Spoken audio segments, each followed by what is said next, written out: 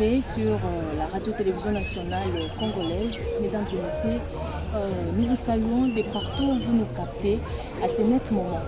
Et vous êtes sans ignorer que c'est votre émission de chaque jour, La Découverte. Et aujourd'hui, nous avions reçu dans ce bon endroit un invité de marque que nous allons également découvrir ensemble avec vous. Et bonsoir. Bonsoir madame la journaliste. Est-ce que les téléspectateurs peuvent vous connaître? Je suis maître Michel Bissi-Mouamouderoy. Je suis le secrétaire général du parti Rassemblement pour le développement intégral et fédéral. Voilà ce que je suis. Je suis donc le numéro 2 de mon parti qui est présidé par l'honorable ingénieur Tchasinga Kasole Dumanine. Voilà la brève présentation. Merci beaucoup. Vous vous sentez un peu à l'aise ici? À l'aise, très à l'aise à Kisangani. Je profite de ce moment pour remercier la population de Kisangani qui m'a reçu et surtout et particulièrement les cadres de notre parti Radif, membres du comité interfédéral de la Chopo. En tout cas, à vous tous, chers cadres, merci beaucoup pour l'accueil à Kisangani. Papa secrétaire, est-ce qu'on peut connaître les Radif d'abord, c'est quoi?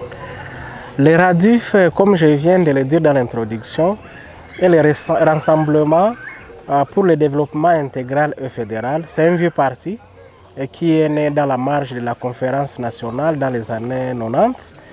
Et ce parti a connu beaucoup de cycles de temps dans le passé. Et aujourd'hui, j'ai la chance de le diriger comme secrétaire national. C'est un parti qui prône le fédéralisme économique. Ça signifie que le développement doit commencer à la base, dans les chefferies, dans les territoires, dans les provinces, pour aller au sommet dans les capitales et dans les chefs-lieux. Donc nous pensons aussi que le fédéralisme n'est pas ce qu'on pense le découpage du territoire. C'est pourquoi nous prônons ce fédéralisme économique. Donc le développement beaucoup plus, développement social à la base, dans les territoires, dans les chefferies, dans les provinces, avant de monter au sommet de l'État. Voilà. Et depuis quand vous êtes dans la politique et surtout comme secrétaire général du Radif? Personnellement, je suis un ancien de l'IDPS. J'étais combattant de l'IDPS depuis 2016. Après 2023, j'ai quitté, à partir de 2023, j'ai quitté donc l'IDPS de manière volontaire. Personne ne m'a chassé. On entre dans un parti comme on veut, on y sort comme on veut. Je suis un produit de l'IDPS parce que j'ai fait à peu près 7 ans à l'IDPS comme combattant. Plus tard, je suis devenu un licencié, c'est déjà un cadre du parti. Je peux me comptabiliser parmi les anciens cadres de l'IDPS. Je suis arrivé au Radif dans le contexte particulier électoral en 2023 parce que j'ai postulé sur la liste du parti Radif au Sud Kivu comme candidat député national malgré qu'on n'a pas eu les résultats escomptés. Et Dieu a voulu que je sois le secrétaire général du parti Radif en 2025 parce que j'ai été nommé à ce poste au mois de juillet 2025. Voilà, vous êtes en direct de la radio-télévision nationale congolaise. Mesdames et messieurs, aujourd'hui nous avions reçu pour vous, dans le cadre de cette émission, la découverte, le secrétaire général du parti politique Radif. Secrétaire, est-ce qu'on peut savoir votre objectif ici à Kisangani? Ma mission elle est aussi complexe parce que la fédération, l'interfédération de Kisangani ou de la Chopo voulait être visitée par un cadre national pour l'investiture. J'ai été nommé presque au même moment que le comité interfédéral, mais on avait exigé, nous au niveau du sommet du parti, nous avions exigé que le comité communal nous soit présenté pour que nous puissions diligenter un cadre du parti pour venir investir les comités interfédéraux ainsi que les communaux qui sont la base du parti. Parce que lorsqu'il n'y a pas le sectionnaire, le président cellulaire dans un parti, ce parti-là n'a pas d'avenir. Parce que vous ne pouvez pas répercuter les ordres pour qu'ils aillent s'abattre sur la terre. Voilà, il faut qu'il y ait des personnes qui répondent favorablement à ces ordres-là pour que ça puisse monter et produire les fruits.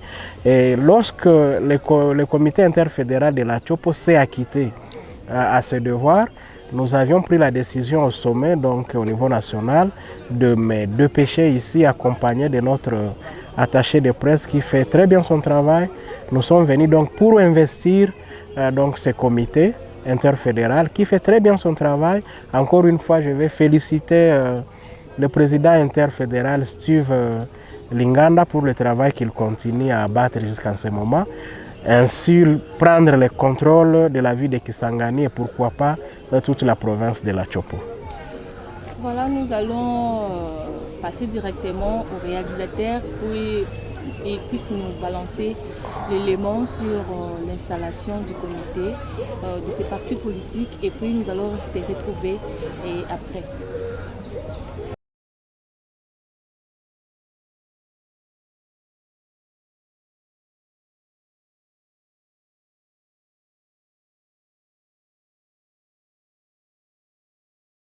Congolais, unis par le sang, unis dans l'effort pour l'indépendance. Dressons nos fronts, longtemps courbés, et pour le bon, prenons le plus bel élan, dans la paix on peut perdre. Français l'équipe mingi lora wabalingana na Swahili. Nakosenga abana bana totelema ibili de silence mpona bandeko na biso oyo bazali kokufa na Goma.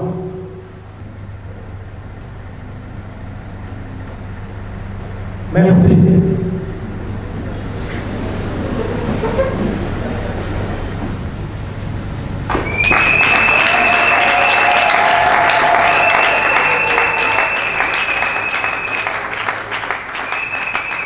Merci beaucoup.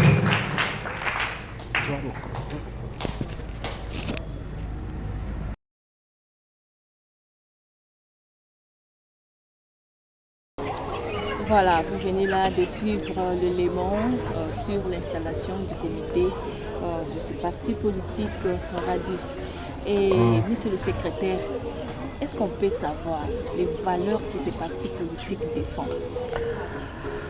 Actuellement, en tout cas, le RADIF, comme je viens de vous le dire, le parti politique a été créé par le patriarche Bodjinto le Dieudonné, qui est une personnalité très reconnue de ce pays, d'heureuse mémoire, parce qu'il a été gouverneur au Sud Kivu. C'est lui qui est le père fondateur du RADIF, avec ses camarades comme Tchassinga et tant d'autres personnes. Je vais citer même par ricochet Vital Kamerhe, qui est parmi les cofondateurs du parti RADIF. Donc la valeur ou le valeur que prend ce parti, c'est d'abord ce fédéralisme que je viens de vous citer, qui doit avoir, aujourd'hui nous sommes menacés comme nation. Nous prenons à chaque fois donc cette unité nationale et l'autorité de l'État. Il ne peut pas y avoir un pays sans l'autorité de l'État. Nous prenons cette autorité de l'État parce que dans un État où il n'y a pas d'autorité de l'État, il n'y a pas de vie. Lorsque le pays est en quelque sorte disloqué, lorsqu'il n'y a pas de personnes pour édicter les lois, ou lorsqu'on n'édicte pas les lois comme il faut, ce pays est voué à la disparition.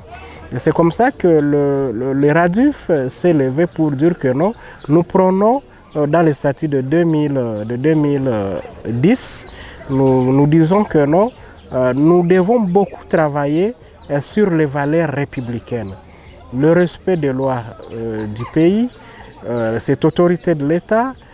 Nous prenons cette unité des Congolais de tous bords, Congolaises et Congolais. Nous devons être comme les enfants d'un même père, parce que nous n'avons que le Congo comme patrie.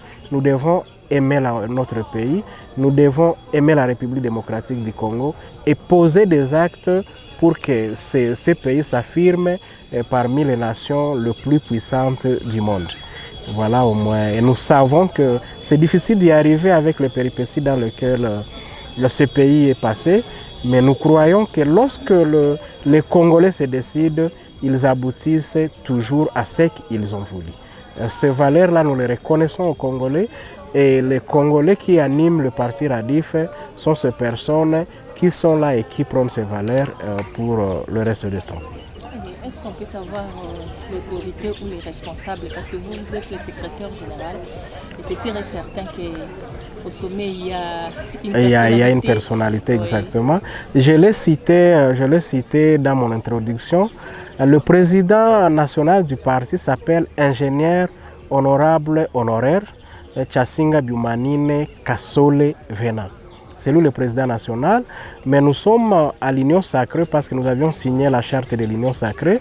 Nous avons comme autorité de référence, autorité politique de référence, le président Félix Antoine Tshisekedi Tshilombo, qui est notre personne ou haute personnalité de référence au Radif, ayant adhéré à l'Union Sacrée, ayant signé la charte de l'Union Sacrée. Voilà. Et donc là, nous pouvons comprendre réellement que le Radif soutient les actions du chef de l'État. Exactement, parce que quand on est signateur de la charte de l'Union Sacrée, ça signifie que vous soutenez les actions du chef de l'État dans son entièreté. Il n'y a pas une action que vous soutenez et une autre que vous ne soutenez pas. Lorsque nous avions signé cette charte, nous la dupliquons dans le base pour qu'elle soit soutenue.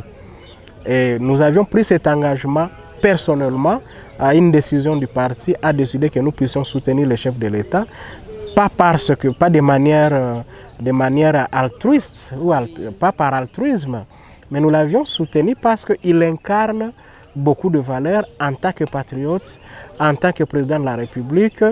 Nous avons un passé dans ce pays et nous avions pensé, avant de signer la charte de l'Union Sacrée, que Félix Tshisekedi est en train de marquer son époque. Dans un pays qui traverse une zone de turbulence comme la RDC, en voyant ce que le président de la République est en train de faire, il y a raison de soutenir l'Union Sacrée pour que nous puissions faire un front commun contre les agresseurs de notre pays, parce que nous, ailleurs, les Radif au Sud Kivu, avant la prise de la ville de Bukavu et des provinces de l'Est, c'est les Radif à travers nous qui avaient nommé le président Félix Tshisekedi résistant national. Parce qu'il a montré cette volonté basée sur des projets réels de défense de la nation qui nous ont fait croire qu'il est le vrai patriote qui résiste effectivement contre cette guerre qui nous a coûté des millions de vies à l'est du pays, surtout instrumentalisée par les puissances extérieures. Et avant d'entamer d'autres questions, nous voulons savoir, les Boyomaises et Boyomaises veulent savoir quelles sont les conditions pour venir adhérer dans ce parti politique Radif. Chez nous, d'abord, il n'y a pas de condition. La condition, donc l'adhésion dans notre parti est gratuite. Et il n'y a pas aussi, les statuts ne reconnaissent pas l'adhésion de masse. On adhère au parti individuellement et on peut y quitter individuellement. L'unique condition, vous ne pouvez pas venir 10 personnes ou une association n'adhère pas au Radif, mais signe un partenariat avec les associations. Vous avez vu à Pieko, c'est parce qu'il y a les enfants d'Apieko ici, je pense qu'il y a les membres d'Apieko ici qui sont là, sont les membres des associations qui s'attachent au Radif pour mener les actions d'intérêt public ensemble. Voilà, donc il n'y a pas de conditions préalables pour adhérer au Radif. Voilà, monsieur le secrétaire, nous changeons maintenant de chapitre. Merci beaucoup. Et partant de tout ce qui se passe dans notre pays, et vous êtes au courant, sur tout ce qui se passe à l'est de la République.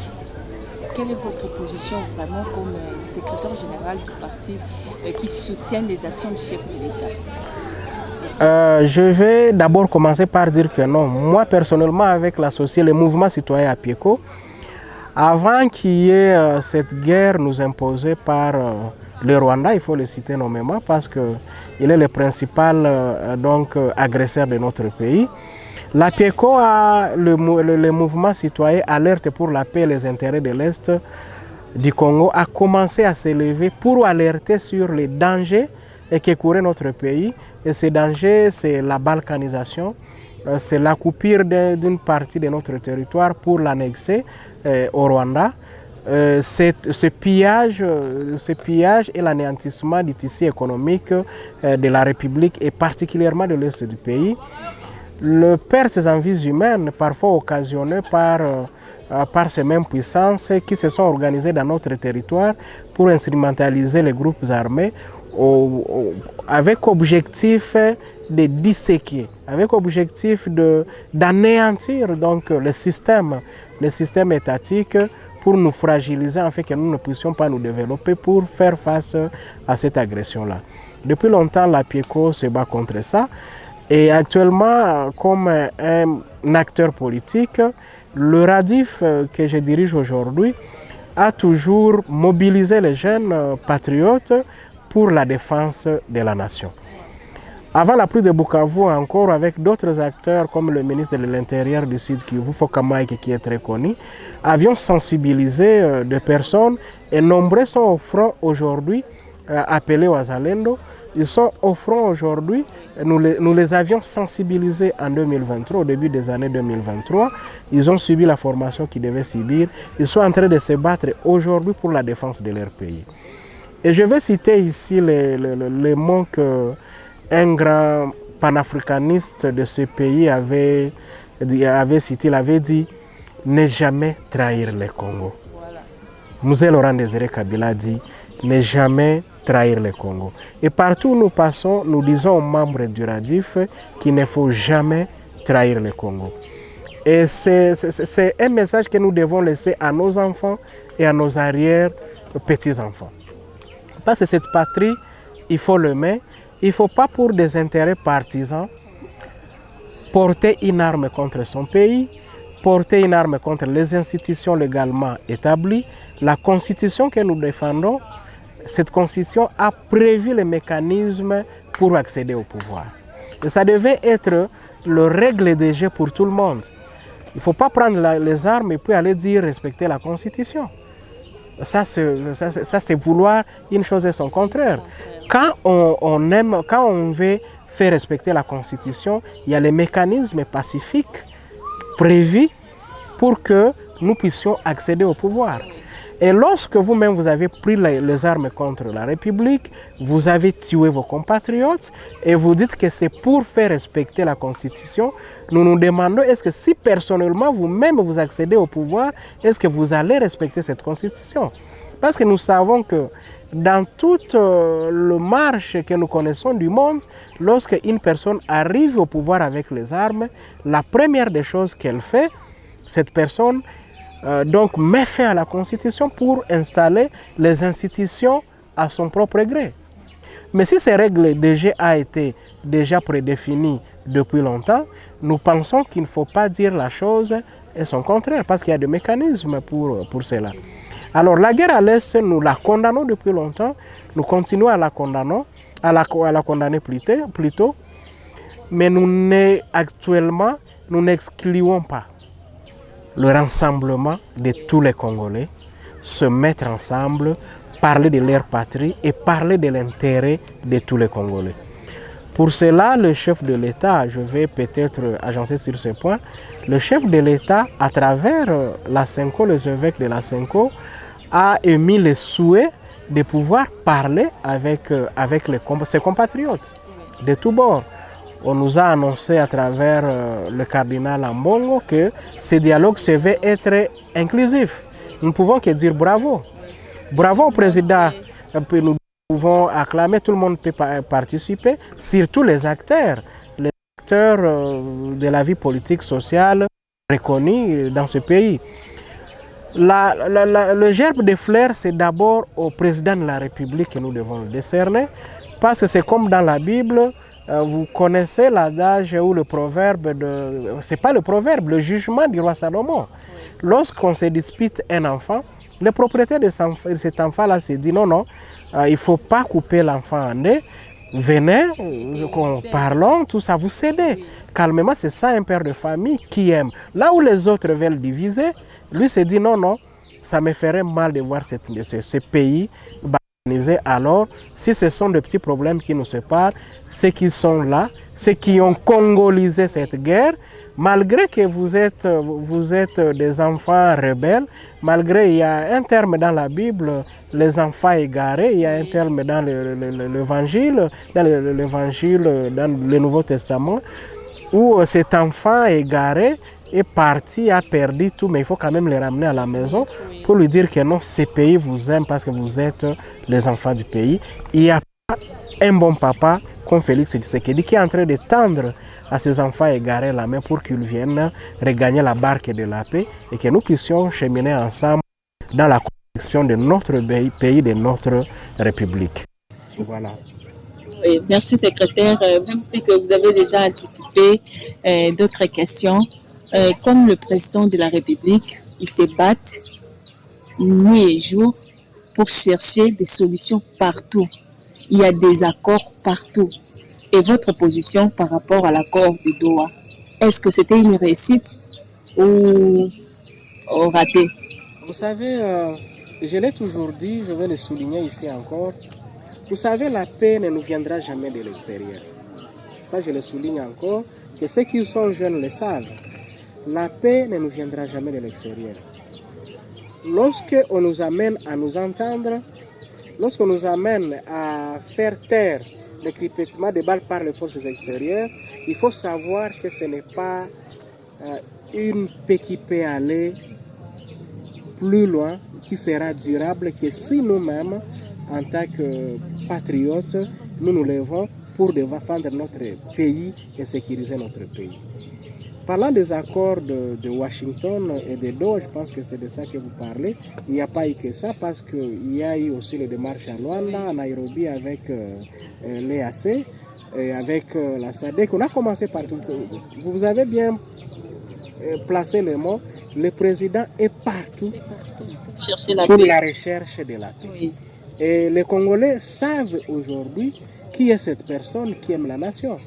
Le président lui-même de la République l'a dit d'ailleurs. Je ne me vois pas en train de prendre les armes contre la République. Et je pense que quand le président le dit comme ça, je lis la sincérité dans ses yeux. Il ne peut pas prendre les armes contre la République. Alors, c'est pourquoi il est partout. À Nairobi, il est à Luanda, il est à Doha, il est à Washington. On a été en Suisse même pour rechercher cette paix durable. Et il ne faut pas céder dès lors que nous ne sommes pas sûrs que cette fois-ci, cette paix sera durable. Les accords de Washington, nous les avions soutenus le jour de mon investiture en septembre 2025. Ces accords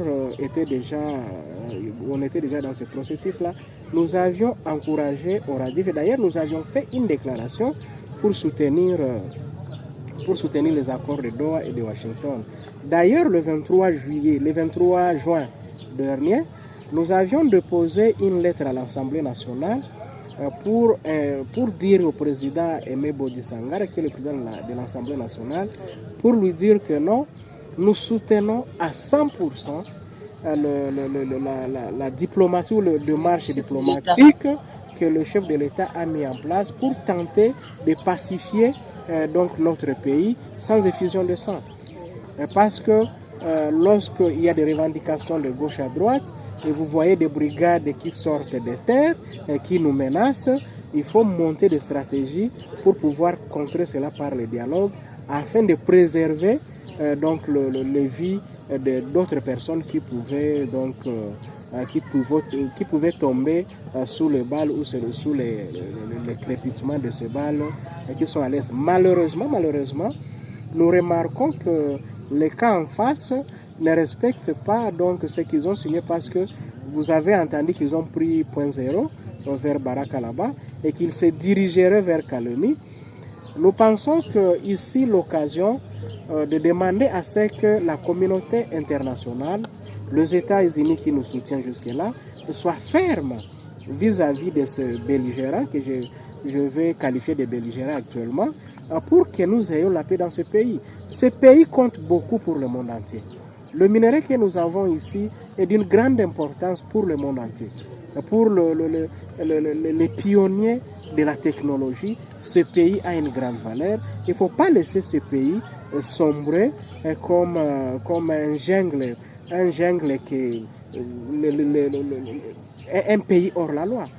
Et pour que nous ayons ce pays donc soudé, ce pays important pour le monde, ce pays important pour la communauté internationale, il faut que cette même communauté internationale soit ferme vis-à-vis de ces personnes en face, l'AFC 23, je le cite, et qui ne respectent pas ces accords. Apparemment, ils sont en train de vouloir à ce que le président de la République croise les mains et qu'il puisse se déployer, profiter et avancer comme si le pays n'avait pas de gardien. Et c'est ce que le chef de l'État ne peut pas faire. Il faut comprendre que les actions qui sont posées parfois, c'est une réponse aux provocations. C'est une réponse directement aux provocations parce que la soif de ces gens-là est de prendre le pouvoir à Kinshasa. Et d'ailleurs, si le président de la République n'était pas cet homme averti par rapport à la situation de notre pays depuis longtemps parce qu'il a été à l'opposition, il est formé à l'UDPS par le sphinx de heureuse mémoire Étienne Tshisekedi. Il connaît la problématique de ce pays. Et il s'est levé très tôt pour que, aujourd'hui à Kisangani, on revivrait encore les 6 jours des armées rwandaises et ougandaises ici à Kisangani. Oui. Mais le président de la République a mis en place une diplomatie agissante pour freiner tout cela. S'il faut négocier aujourd'hui, nous pensons qu'il faut parler avec tous les Congolais. Il ne faut pas seulement parler avec les gens qui ont pris les armes à l'Est. Il faut parler avec l'opposition classique, il faut parler avec la société civile, il faut parler avec nos frères là égarés qui sont instrumentalisés, voir si on peut encore les ramener à la maison. Voilà. Mais, monsieur le secrétaire, vous avez déjà balayé la question sur le dialogue que le président de la République vient d'annoncer. Et le président de la République veut mettre tout Congolais sur une même table pour discuter de la paix du territoire national. Oui, parce que dialoguer n'est pas une faiblesse. Dialoguer n'est pas une faiblesse, mais il faut bien négocier. Moi, je ne vois pas pourquoi on exclurait tel ou tel si cela peut nous apporter la paix dans notre pays.